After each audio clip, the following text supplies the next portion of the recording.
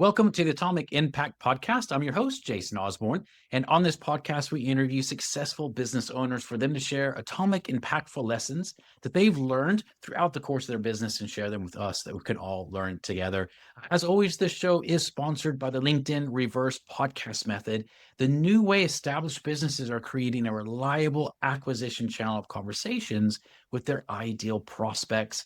We use this method to book 26 qualified leads and sales calls in 10 days without any ad spend, outreach, endless social media posting, or any of the old, ineffective traditional methods that everybody hates. To find out more, try to message me on LinkedIn and have a chat. The link to that will be in the show notes below. But on today's show, we have Abdul Kasim. He's the owner of DisplayRide and RoadDataAI, providing safety for gig mobility and road intelligence. So Abdul, thanks for being on the show today. And I want to start by asking a question that I always love to start with, which is this. If you were somehow able to go back in time to when you started your very first business, but knowing what you know now, what would you do different in the first 12 months? I think I would probably go more headlong, accelerate whatever I did, simply because, what I discovered was you'll never know everything that there is to know about anything. And that's the reality of the world, right? Because there are too many variables and things of that sort. But once you get in with an open mind and being more flexible and adaptable, you'll discover a lot of things that you didn't know, and that will actually help you accelerate and energize. Because you don't want to get into this analysis paralysis. So I think that is one thing I would probably encourage everybody to do. Just dive in. We are all capable. We have skills. If you don't have, you discover you have it, and you will learn. So as long as you have an open mind, willing to go do it. Yeah, absolutely.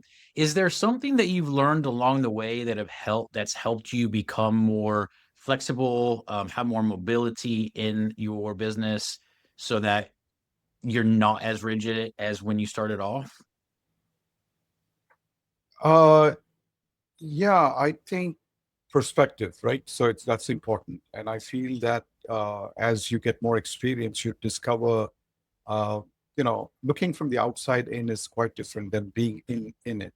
So things are not as, can be different. Sometimes our mind makes up these things much bigger than they are, the challenges and so on and so forth. So, but once you dive in, you discover you become more resourceful. And there's an interesting thing. This is probably a little bit on the spiritual, I guess, you know, domain. But nonetheless, I feel once you dive into something, uh, new avenues will open up and things you didn't know about. So in a way, there are things. It's an interesting dynamic that you discover. So as long as you're open, humble, willing to learn, and going at it, you will feel that you can more or less surmount most things in life. Yeah, absolutely. And I agree with you. I'm very much in the same kind of vein of thought as you are around those things for sure. Um, Talking about that whole kind of aspect of looking at the positive side of things, the forward-looking side of it. One of the questions I always like to ask is around challenges because we all have them. Sometimes it can be very lonely as a business owner, and sometimes we can go through challenges and think, God, am I the only one in the world that's ever gone through this? And of course, we haven't been, but it can feel that way. And so I like to ask questions around that so that everyone goes, oh, gosh, we always go through that. And with the challenge you may have gone through may really speak to somebody. So having said that, what's the number one biggest challenge that you've gone through so far in your business? And what's the lesson that you've learned from that? I suppose the biggest challenge is always the uncertainty, right? The uncertainty of things. And that can manifest in many ways because it's some real and some unreal.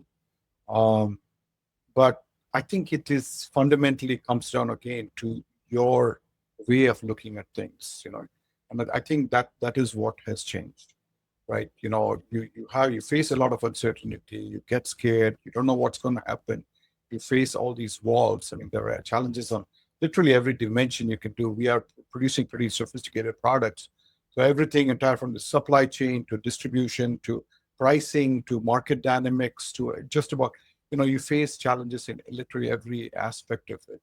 But the thing is, and so there is uncertainty. You don't know what's going to happen, and your mind always, understandably, we're cautious. You begin to self doubt and things of that sort. But I suppose the thing I've learned is nonetheless take that next step. Take that step, however small it is, whatever it is. And like I said, you will. It is almost miraculous in some strange way that things will open up and you'll discover, you'll meet other people who are facing similar issues and have solved it. So there are many things. So, but the bottom line is you face, I mean, invariably, especially with anything meaningful, you will face significant challenges and significant issues, barriers. But at the end of the day, it all comes down to you, to some extent. As long as you're adaptable, as long as you're open, as long as you're willing to put in the work, you will navigate it. Most people do. Yeah, yeah, and I love your perspective on that because there is a lot of uncertainty around things. So being flexible, it definitely helps. And most things in life end out working okay, even if something feels like it's failed. It's something from that ends up turning into, oh, that's the lesson I learned to be able to get to that next point or stage in my life and business. So I love that perspective of it. Um, Absolutely. A lot of, I think the key thing, if I could add one more thing, is there are always opportunities, you see. And in fact, like I said, you'll find obstacles, but as you navigate and you keep your mind open and you're open, you'll discover even bigger opportunities. That's what we've discovered.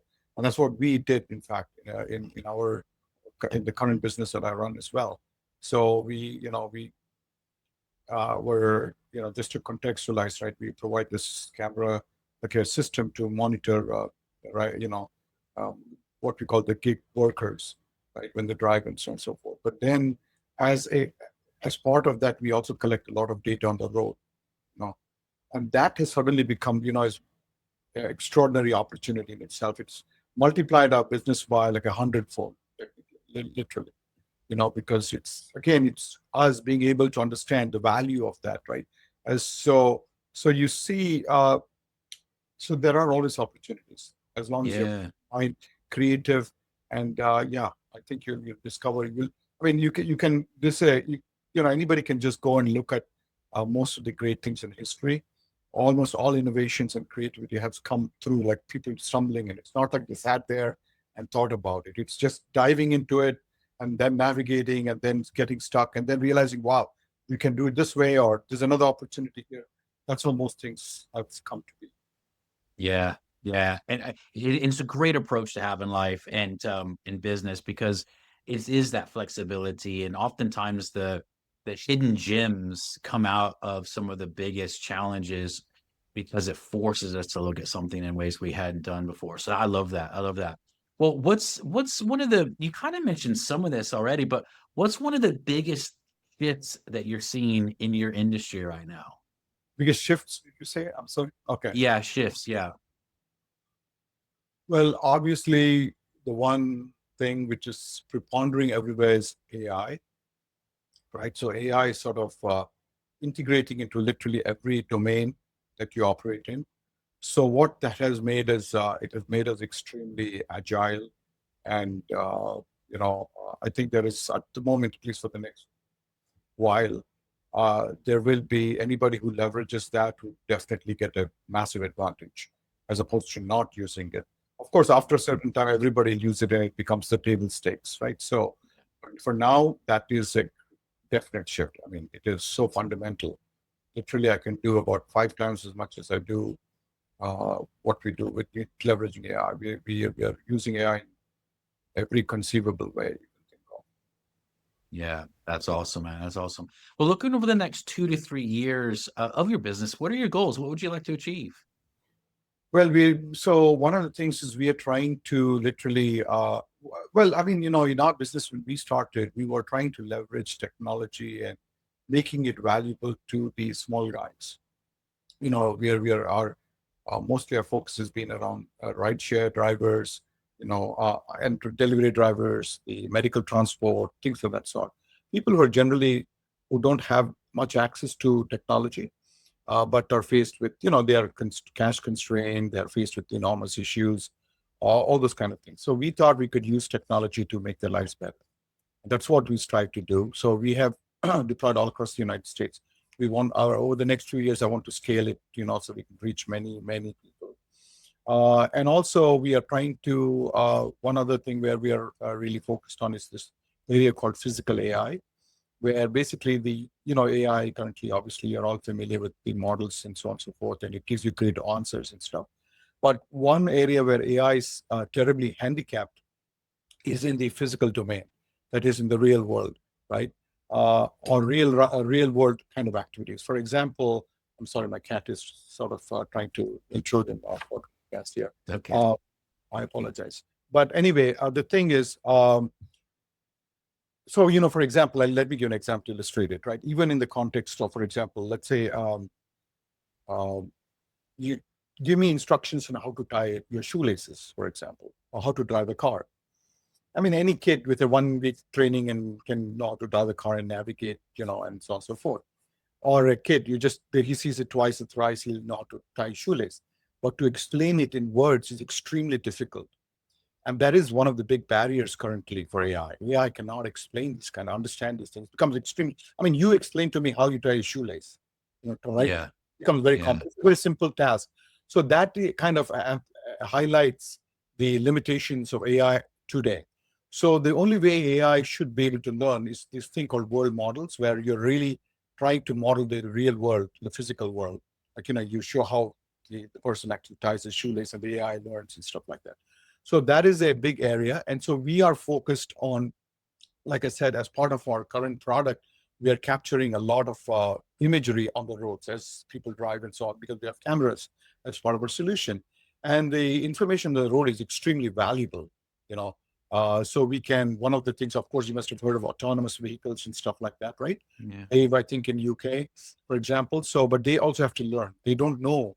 I mean, every day, yesterday I saw a Waymo, which is one of the autonomous vehicles, get stuck in the traffic because it saw somebody crossing the road. He didn't know what to do, kind of stuff like that.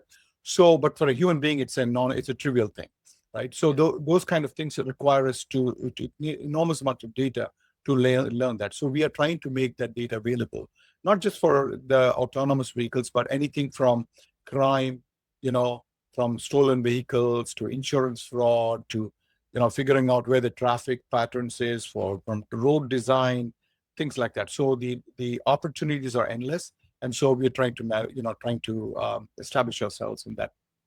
That's really cool, man. That's amazing. Because AI is changing so much, and that's really cool what you're doing. Well, for people that are looking to learn a little bit more about what you do and how you can help them, Abdul, what's the best way for them to get in contact with you?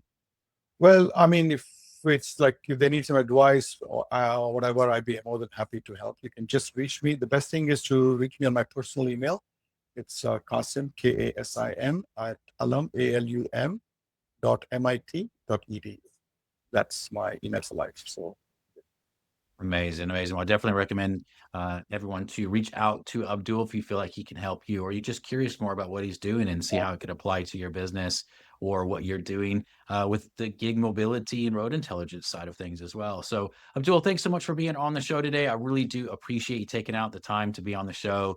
It's been very, very interesting. So thank you for that. And as a reminder to everyone listening, this show is sponsored by the LinkedIn Reverse Podcast Method, the new way that established businesses are creating a reliable acquisition channel of conversations with their ideal prospects that doesn't rely on any of the old, ineffective traditional marketing methods that everybody hates. To find out more, direct message me on LinkedIn to have a chat. That's Jason A. Osborn. The link to that will be in the show notes below. And until next episode, stay inspired.